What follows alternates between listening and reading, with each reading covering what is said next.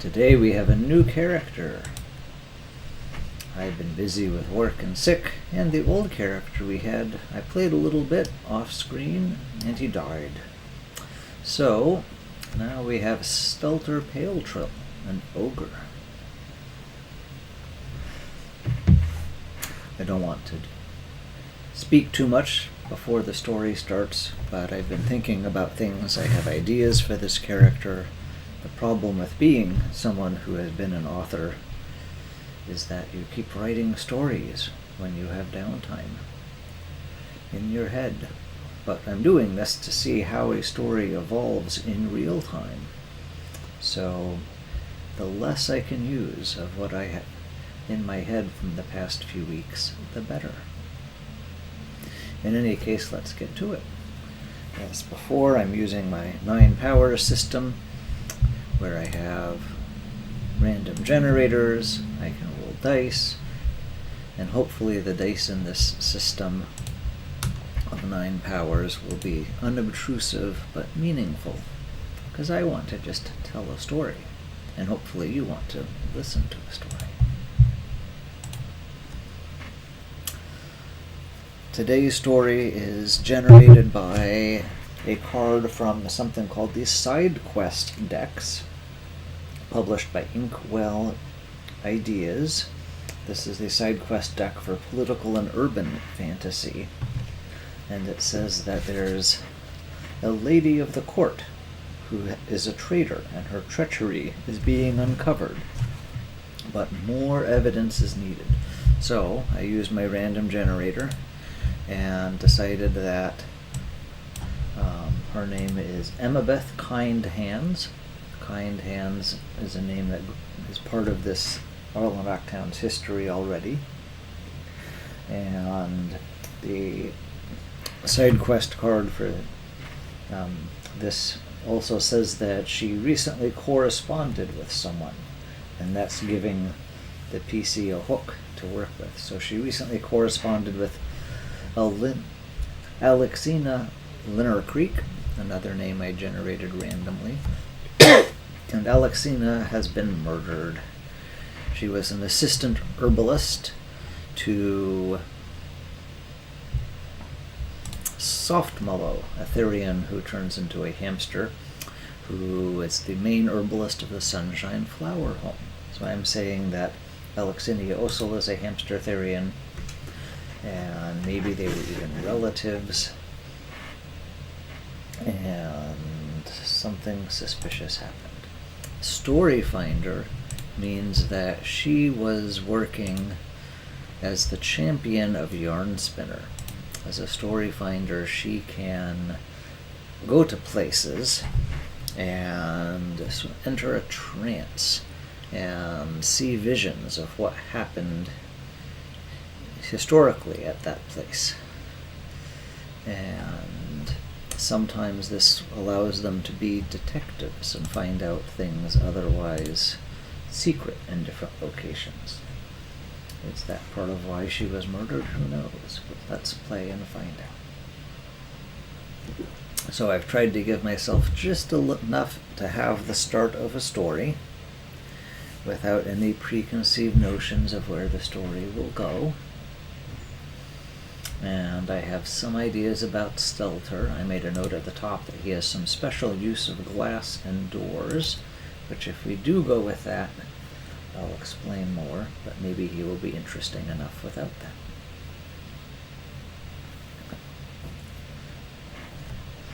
So we need someone else to approach Stelter and get him involved in this. So he has an acquaintance, certainly not a friend. Another name I randomly generated, Wesleyan Lugrenwhistle, who's a kobold who makes clothing. Specifically, he embroiders robes for cultists. Wesleyan knows that Stelter is an ogre, although Stelter is not part of a group of ogres called the Star Cult. But Wesleyan knows many of the ogres in Arlenac Town, and is very good about keeping their identities as ogres secret. for business's sake and his own health. And he says, Stelter, there are some star cultists that I'm thinking might not pay me for their robes. I'm a little worried that I'm about to get at least cheated, if not completely betrayed and maybe eaten or sacrificed. I overheard that there was a meeting on a rooftop tonight. If I tell you where, would you do some eavesdropping? I know you're pretty sneaky for an ogre. I'm sure I could make it worth your while. So what does Stelter want as payment? Let's generate some new things. Avoid, love, and strategize as Madeline's words. And Desic is a private guard who is implicated in a murder. So Stelter says,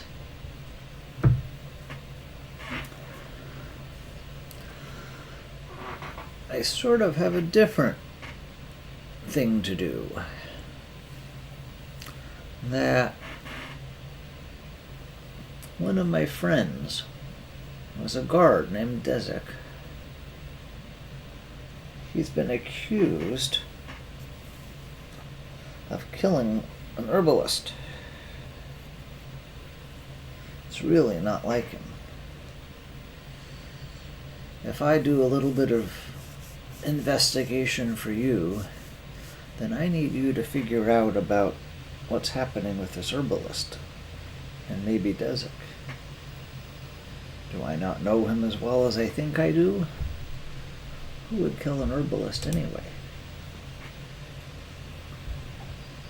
So Wesley agrees and says, yeah, I have contacts. I can ask around for you if you'll do this for me. My contacts aren't very good at eavesdropping in a meeting of ogres, whereas you're sneaky and might be able to talk your way out of this, even if you're noticed. So where is this going to happen? So, a random location, an abandoned home with eerie rumors, built as a storage area or stable.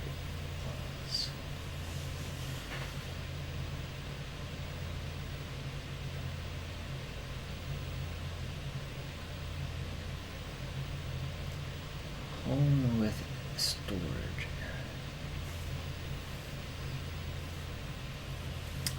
So there's a house not in the slums, but in a bad part of town, not far from the slums of Arlenac town, where someone was breeding monsters. It was sort of like a kennel, but the things they had were not normal dogs. And the zookeepers eventually discovered this. Illegally breeding monsters in town is dangerous and punishable, and with City Watch, the people who were doing this were chased away or arrested. But the roof of that building seems to be a place no one goes to. So that's where these Star Cult ogres are going to meet. So Stelter certainly wants to explore a little in that area before night falls. Find a good place to hide. See if anyone else is using that building, how we could get to it, and so on. So he is going to just pretend he has other business in that part of town. What part of town is it? Let's randomly generate. It's the... no, not any district. The Navigators District. Oh, it's down by the ocean. So he heads towards the coast, and does he want to look like someone else? As an ogre, he can take the form of anyone he has tasted, whether he ate them, or kissed them, or licked them.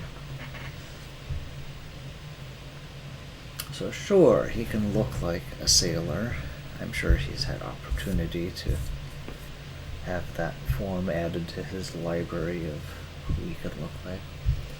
So he looks like a sailor, is strolling through the Navigator's District as if he was looking to spend some money, maybe get some food or drink, maybe looking for a job. Does anyone just come up and talk to him?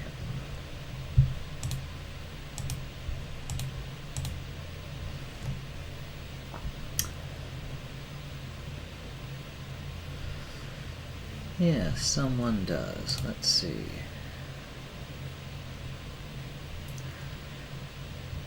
Let's just go with this person. So he is approached by... Okay, what is that? I don't want a code block. How do I get rid of that? He's approached by a fellow named Dana.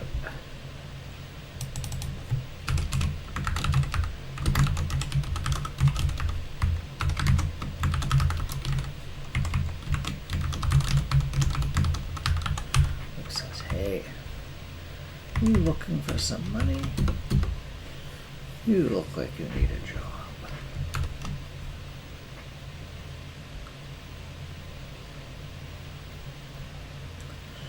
And Stelter doesn't really want to engage with this stranger, but thinks it's least suspicious if he does. Cocks his eye and says, "Tell me, friend, what are you talking about?" And Danon says, "Oh, I'm just a fisherman. Sometimes go hunting out around town. But I heard..." And what did he hear? What's the rumor? Let's not do another murder.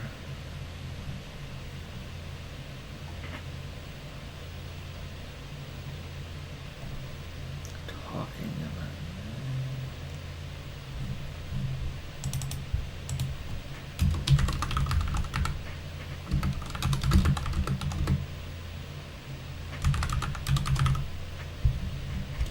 Somebody on a big ship brought this strange rock. They thought it was magic. Some sort of ancient thing that one of the powers blessed ages ago. They were wondering if they could sell it in town.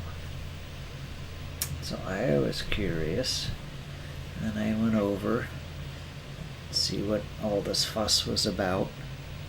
And in my head, I heard whispers.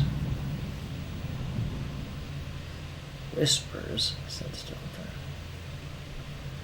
"Yeah," said Ben. "And you'll never guess what the whisper said. And they said, go walk around, and when you see the sailor with the orange vest, just like you were wearing, bring him to the megalith and he'll give you a coin." "Oh, really?" said Stelter. "Well," and he ponders, "this is probably a waste of a coin. But maybe this is something interesting. Not always a terrible waste." So he says, "Yeah, okay, I'll go there. You'll get your coin if this actually whispers to me and isn't just some rock that you're bringing me to. And Dana says, oh, I'm surprised you haven't heard about it already. And at this point I have to go, because I heard the garage door.